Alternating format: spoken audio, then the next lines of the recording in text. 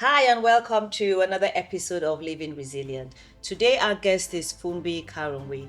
She's a trainee solicitor and she won the Professional Rising Star Award at the Black Scottish Award last year, 2023, Yes. November. But however, the road or the journey, her journey hasn't always been pleasant. She has faced one or two challenges, and that is what we're here today to unpack and know more about her. Funbi, welcome to the podcast. Thank you for having me, Emma. We always start by getting to know our guest. So when you're not working, who would you say Funbi is? Oh, good question. I think I'm a very I'm a fun person. Very sporty. I love being around my friends and family. I'm quite goofy, if that's the word. I'm not a very serious. I'm not a very serious person outside of what I do. I think there's that stigma of like being a lawyer. You need to be, very Professional. yeah, stern and very professional. I'm the opposite. If anyone meets me, I love going to church. I love singing. Love playing sports. And I love content creating with my twin sister. So yeah, I kind of do a bit of everything. Yeah. So that's a bit of me. But whenever I tell people I'm like I'm going to be a lawyer, they're always like, oh, like they can see it, but also not really with my personality. But I love how nowadays that we don't define people by their occupation, Exactly. and you Yeah. can have that personality and still be excellent in Yeah. your choice of profession. Yeah. So You that's said you're a twin, so how am I not sure is your twin sister? How can you prove to me that it's Funbi here, not her twin sister? Because well, you guys are we identical. are very identical. Yeah. But she's public speaking and doing stuff like this is Oh, not in her really? nature, so she would crumble Oh, at the thought of really? this. So be rest assured, this is That is Fimby. okay. Okay, I'll take that. Okay. Yeah. So, what motivated you to become a lawyer? Oh, I've got two answers. First answer is when I was younger, I was very outspoken. Okay. Well, outspoken in the things I enjoyed. I was quite a quiet person. I used to actually have a stutter, but my mum helped me get over that. But I was doing drama. I was very sporty, so I was a very creative person. Very like Okay. yeah. So and but I think obviously in that my mum was like, mum and dad were like, pick something that you enjoy, but also you can be stable in. Yeah. So sports went out of the way. Drama went out of the way, and then politics and modern studies just crept up. I found myself really enjoying it, and I also used to argue a lot, and I would win arguments, which was a sign that maybe law was the right, Track right for way to you. go. But Yeah. then eventually, I really enjoyed. Very passionate about human rights. Very passionate about equality, and Okay. just doing the right thing. And I think naturally, I gravitated towards the legal profession. But I can say that it wasn't a like law is like what I'm going to do. It Yeah. was very much just eventually, I just my passion just grew for it, and Yeah. yeah, here I am. Okay. So you said your interest is in human rights, equality, Yeah. inclusion, diversity, and all that. What led you to have such an interest? So in other words, have you yourself undergone any like challenges or difficult experience that made you want to go down that path? Yeah, absolutely. I mean, I chuckle because but it wasn't funny at the time. But I think growing up, as a black person in Scotland, you do face a lot of challenges. We left Nigeria when I was 3, and since then we've been living in the UK, and it's come with a lot of racism, come with a lot of Really? people just not treating you right, which is it's not the right thing. And I think growing up and seeing my mum and dad just really sacrificing a lot for us, and battling through all these different systemic and racial issues that was going on in the world and still is, unfortunately, as you know the news and what's going on. Seeing how they were just so dedicated to giving us a better life, and their strength through that. I think naturally in my studies and just growing up naturally, I've had a different outlook and a perspective on it. And although at the time it's very hurtful, but you just need to understand that that's the minority. Yeah. Even though it might seem like the majority at the time, but there are a lot of people who are fighting for you, who value you, and making sure that you focus on that. So I think that's why kind of law was just natural for me. I was very passionate about just speaking up, and yeah, so that's kind of Okay. what led me to law. Yeah, no, that's interesting. I like when you said, the people that do this are the minorities, so we shouldn't, be too drawn towards such Yeah. negativity and stuff like that. So thank you for sharing that. So you said you faced some, racial abuse or issue. Is there any one in particular that you would like to share? So, what has been your most difficult moment in terms of Yeah. probably the one that made you cry or like really broke you? Yeah, I would just say high school, secondary school was probably one of the biggest season, I guess, where it was really in your face. I think as you grow older, you do come to maturity where you know that this is just the reality of the world we live in. And my perspective of that, especially like, being close to God and just understanding that, that's that the world, it's a broken world we live in, and then just having grace for that. But I think as a secondary school student, and being black, so me, my sister, my brother were the only black family in the whole school, and Really? it was a big school. It was Oh, like wow. a big school, Okay. and diversity wasn't a thing back then. Then, Let's just yeah, say yeah, that. yeah. So we yeah, so that came with a lot. We were bullied a lot, as as you expect. I know that's not good to say, but you expect that when you're the minority. And at And that young age, how were you coping with that? Were you reporting? I know then kids don't like, even now, kids don't like reporting such issues, but did you speak to your parents about it? And did they do anything? I mean, how did you? Because you kept on, you needed to go to school the next day and, and absolutely, over. So, how did you? yeah, Did it affect your like your person in terms of maybe your mood? You were absolutely, unhappy. yeah. You become very defensive. You become very yeah. You're always on a defense mode. You're not able to be your true self because people define that for you before you do anything. It does affect who you are, in a sense. It affects it but doesn't define you, of course. Yeah. So I remember me and my sister would get bullied quite a lot. We would eat our lunch in the bathroom Oh cubicles, dear. and yeah, it was just not good Oh at all. no.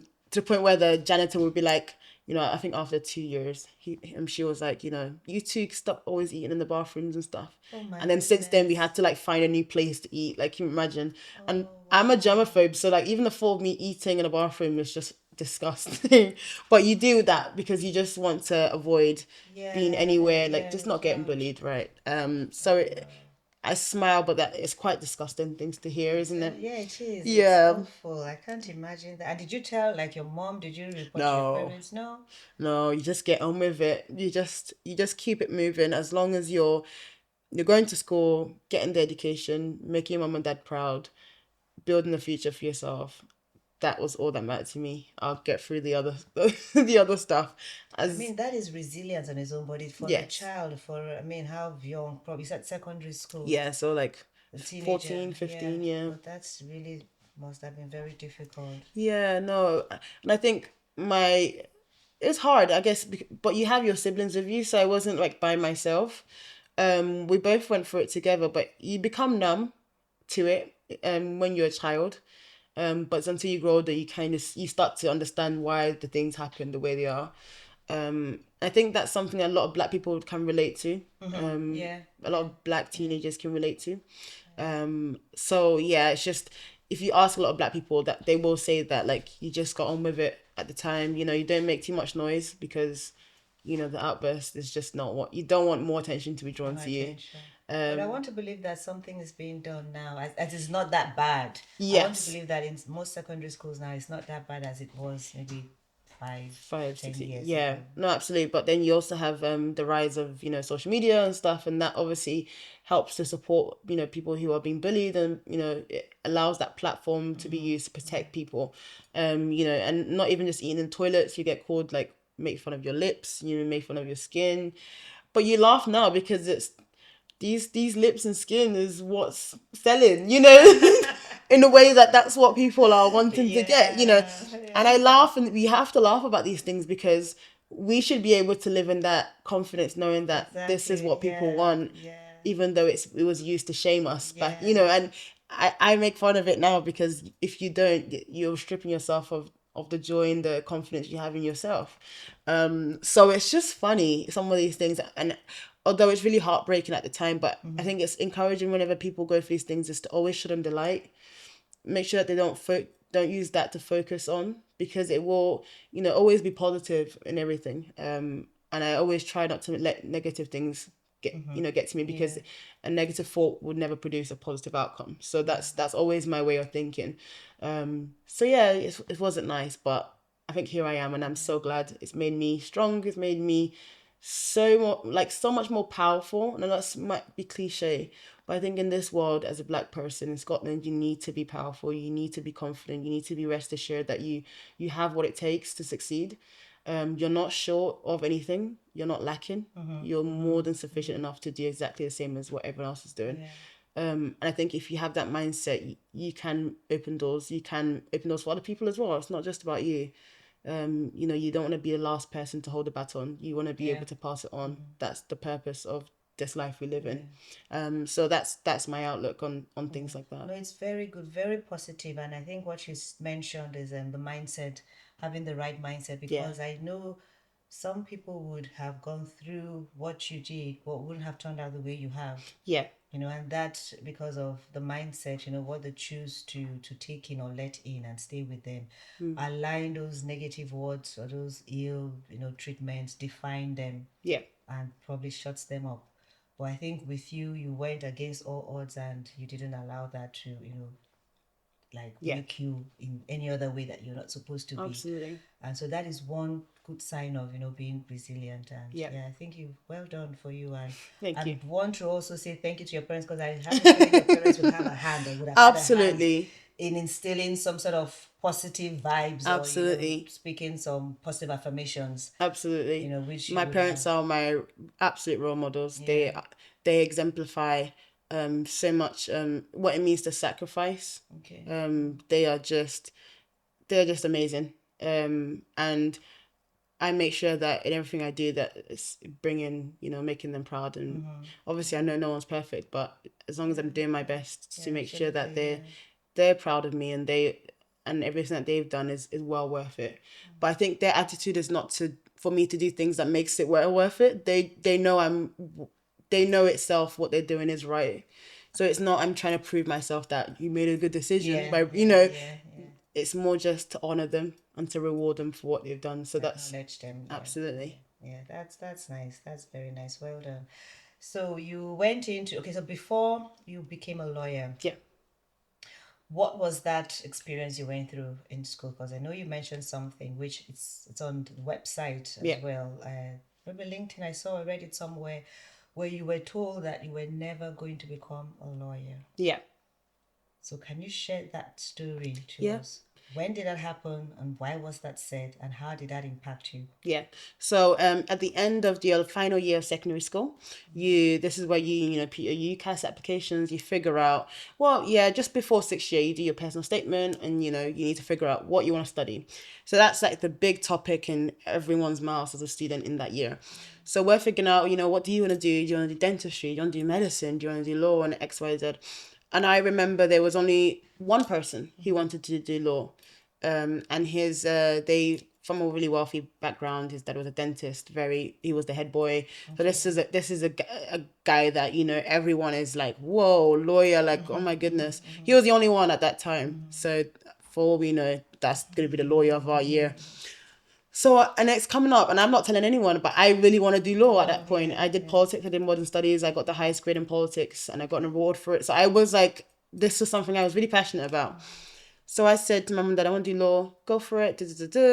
And the minute I started to tell people that I wanted to go and do law, it's like I've never seen so much energy to discourage someone ever before, especially knowing that, like, before that, a boy is getting really encouraged, and he's like, go for it.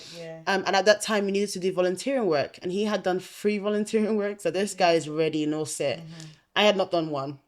So I went to one of my teachers and I said, you know, I really want to do law. Like, this is like a great passion, you know, and look at my grades. I've got the qualifications. And I need to do volunteering because I need to put that in my personal statement. So I was really excited, and, you know, and just looking at her face, and just, you know, she was just in kind of a shock, and be like, really, this is what you want to do? Like, are you like, you do know this is like a serious thing to do? And I was like, I'm pretty sure law is serious. I know what I'm getting myself into. And she was like, I think you should probably do something else. I don't think you'll be able to get to that, you know, and I don't like to say those words, but basically, you know, law, you shouldn't do law. Like, you're not going to get that far. You probably won't even get accepted because of you've not got the experience, you've not got this, X, Y, Z. But I really thought what she was trying to tell me is that, like, you're not supposed to be a lawyer. Like, this is not a profession for someone like you. And I was But like, you had your I had grades, everything. good grades. Yep, I So had what it was she all. judging that? I mean, why did I she say that based on? I had no idea. And for a child, as a kid, the last thing you want to hear is you're not good enough. You know. But she doesn't even have the right to say that. Even if she had said it, it would have been based on what? I mean, you've done very well Right. in your results. So Yeah, I got A in politics. I got A in modern studies. I did advanced higher English. which is a I had my that's literature all sorted. Everything. I had no doubts about that area, and the only area was to get volunteering work, just to had it. so did you ask her why? Did you ask her Of why? course not. I'm not asking. As a child, the last thing I want to ask is why do you think I'm not good enough? Like, you know, and I think many teenagers can understand that. You know, you want to you want to be assured. You know, you don't want to be asking someone why. Like, don't add more salt to the wound, if that Yeah, makes not sense. discouraged. Yeah. Yeah. And so then I was like, I'm really upset. I cried and did all that. Told my mom and dad like what's going on, like why can I not go for this thing? I need volunteering work. I really want to secure my place. And then luckily the church my time, they were really supportive, and I eventually got volunteering work. Okay. And I put the application in, I got unconditionals, I got my place sorted and stuff. And the minute I told people that I was gonna do law and I was potentially gonna be a lawyer as well, it was just not the same reception. It was just very much like, why are you gonna do like law? Like, you law? you And you have one kid whose life is all sorted. He's come from a very Yeah. well off background. Me, that I'm eating eating my food in the toilets. Didn't have I was on school lunches at the time, free school lunches, because we didn't have like the money at the time to really fund that. How are they doing the same profession? Exactly, How's yeah. that gonna work? How does that work? And you put two together. And at that time, I'm being very serious with you. I didn't know how I was actually gonna get the degree done, but I just knew that's what I That's wanted what to you do, wanted to do. and I'm gonna find a way That's to good get there. enough, yeah. And my mom and dad were like, "We're gonna figure that out. You're gonna become a lawyer." Having a goal is the first thing. Don't Absolutely. bother about the process. Just have that vision, Yeah. have that goal, and just get going. Absolutely. The process would, things will evolve, things will change. Yes, You things find do your way, change. yeah. And that's why having a vision is very, very important. Yeah. And you can't have two visions because that's a division. So essentially, you need to have one vision. And I think at that time, that was my vision. That I wanted to become a lawyer. It was a dream, not even a vision, because it was literally like, that's something that I really aspired to. And the boy that was a doctor, and his dad was a dentist, he just qualified 2 weeks ago Oh, really? as a lawyer. Yeah, and I like, congratulations. And I'm like, that's gonna be me in 2 months. That's good, yeah. And you need to affirm yourself in that, because Absolutely, you are just as capable of doing the same things. You may not have all the benefits as everyone does, but I'll tell you much, makes your story a hell lot better. Better. Makes your story a hell It lot does, better. yes, And you absolutely, stand out, yeah. and you're different. And Yeah. the goal is to be different. Who wants to be the same as everyone else? I sure don't. And that's why you got that award. So tell us about it. How was the reaction? Yeah, no, The so Rising Star yeah, Award. yeah, no, that was, I couldn't believe it. Because I was never, I really just got on with things. I never really was like, oh, look at me, I was just trying to make my mom and dad proud, to be fair. So then I got nominated for the Professional Rising Star Award. And I was just like, oh, really? And then you need to put your credentials and stuff you've done. And I was writing it down. I was like, oh my gosh, I have done quite a lot of things. Usually you do not realize until you start putting it down. Yeah. And I was writing it down. I was like, oh goodness. Yeah, no, I have I've done mentoring work for Black students who are, wanting to get into into law, who may not have they don't know how to get there. So I'm helping them know do this vacancy, do this, the X, Y, and Z. I was part of Inclusion Diversity Champion, all these different things. I'm, oh my gosh, I understand why I'm in this category. And I think it's because of what you went through. Yeah. So you found a need, you located that gap. Yeah. And you decided to help people. Yeah, and that's what I mean by not letting the baton. You can't be the last person to have the baton. Yeah. You always need to be thinking about who else needs to hear this or who else needs to be encouraged. It's more than us, especially we hear all these stories, people who have passed and they have paved such a way for us. We really need to have that same attitude. But I think nowadays in the world we live in, everyone's just me. Yeah. Me, what am I? As long as I'm getting the best out of it. You can't, I don't know, it's not That's not for, well, I don't think it's fulfilling. No. And yeah, you don't, because it's very important to have this community to think about us. And that's why I'm actually doing this podcast, because I have been through, some really tough times as I'm a migrant or an Yeah. international person. And I know a lot of people are going through things, Yeah. struggling, and no one really hears their voice, no one really hears their story, Yeah. And so that's, one of the reasons or vision for this, just to bring people that are willing to share, look, I've gone through it, Yeah. you can make what you want to make out of your life, something Yeah. positive, you don't have to go down that way. And I think what you did in terms of putting yourself out there to help other black students coming Yeah. into law and to guide them, Yeah. like to hold their hands and take them. I think that's really a very good thing that you have done. Yeah. Thank you. So that's why you got recognized. Yeah, So and I got my twin sister came with me when I got the award.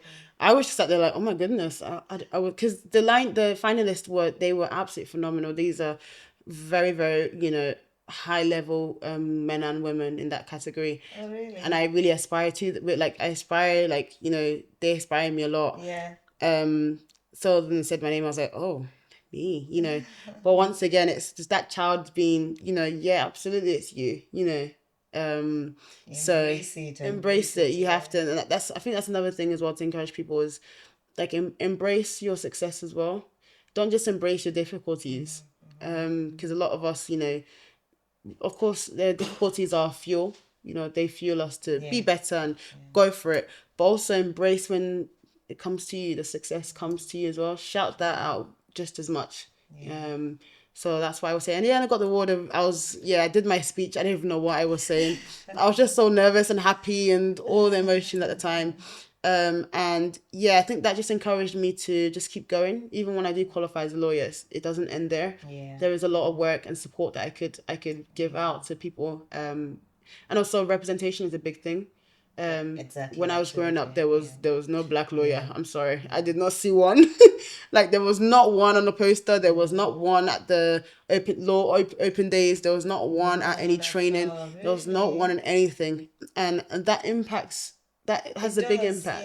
Yeah, absolutely. Yeah, You need people that look like you and say, okay, right, they can do it, so can I. Yep, And I didn't see one, which is okay. I understand the times are different now, but this is a time where we need to actually make sure that we're stepping up into these positions, and not you know what I'll say, that might be a bit controversial. If we're gonna be in these positions, let's not conform to what they say we should be like, because I know there's a lot of people who are black and professional, and that's why I love Enoch Adeyemi. He's just phenomenal. This is a guy. Founder of the Black Professional, now Yes. United Kingdom. Now, Yeah, he's even doing Europe as I've seen Europe. He's a guy that wherever he's at, he's himself. Yeah. Unapologetically.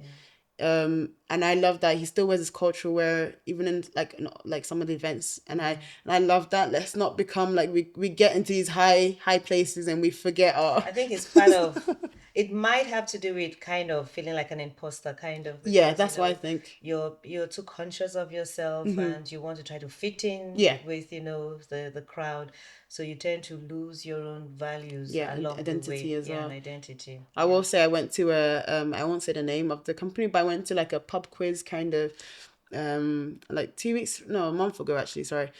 Very high corporate firm, very very well known corporate firm.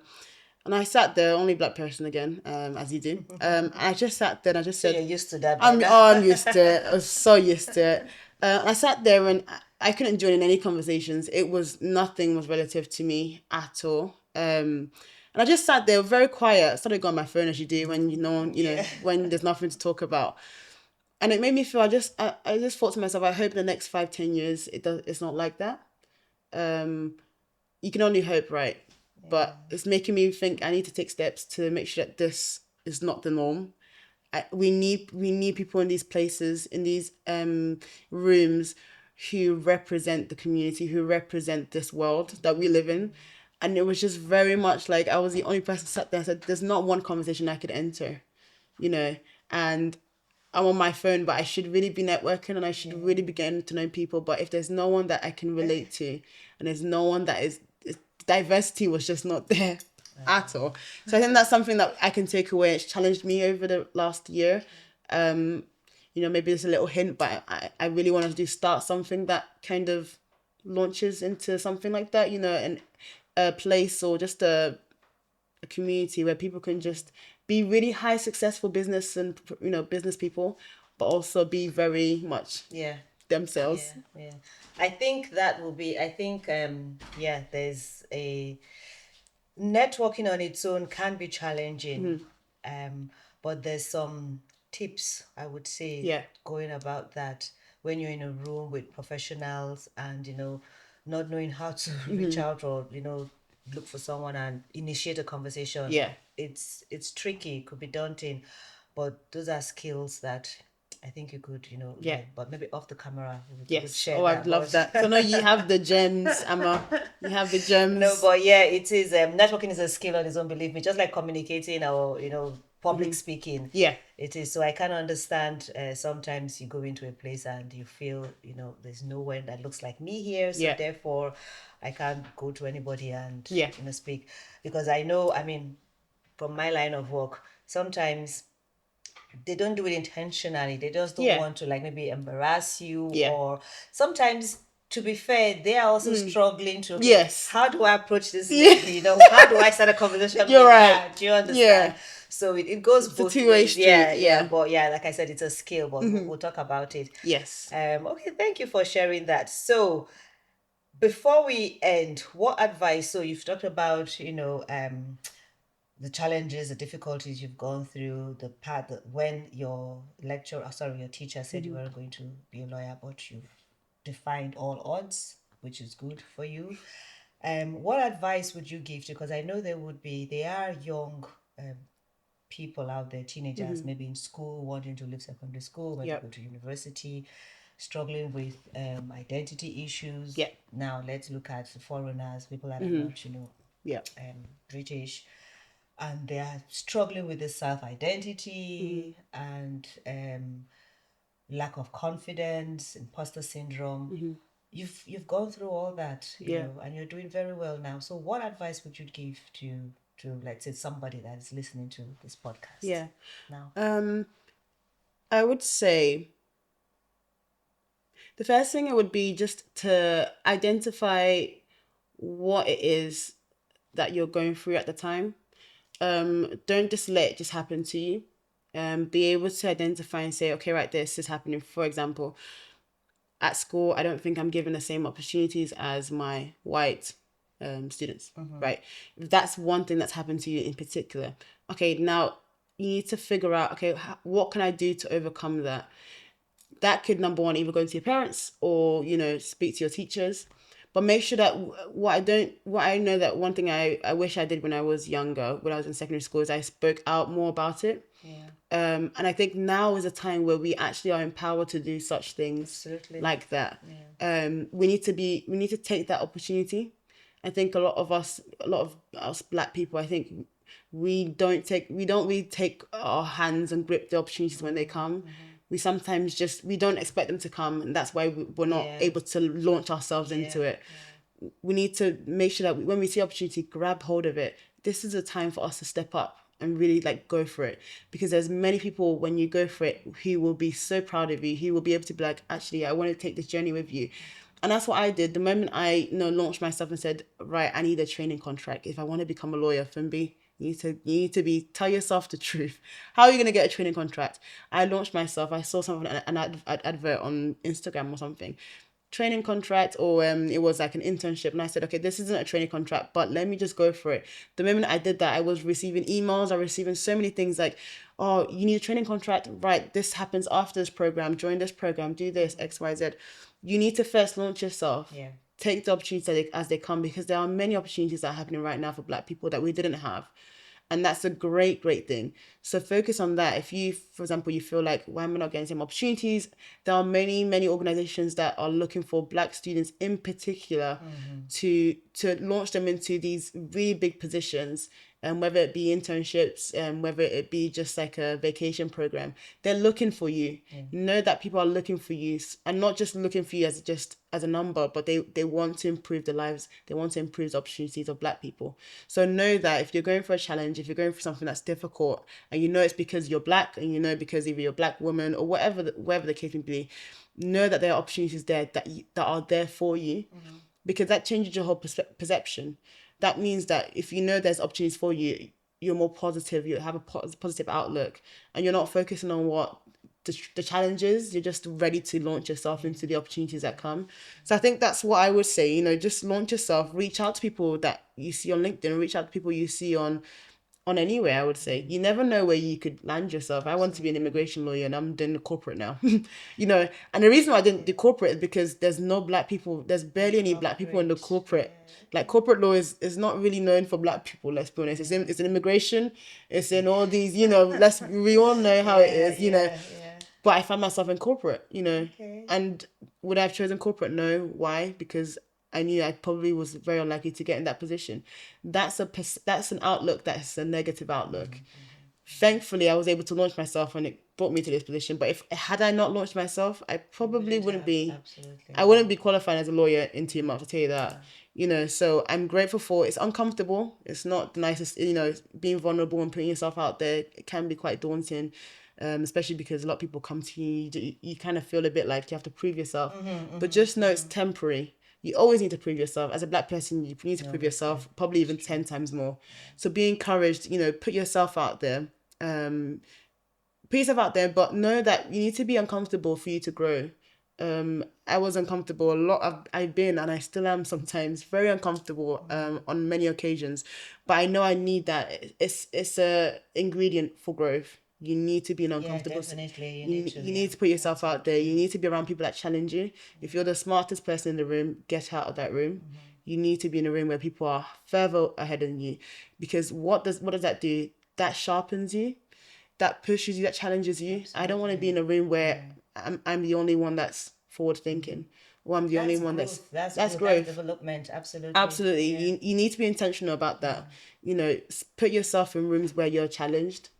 That's where the real gold comes out of you.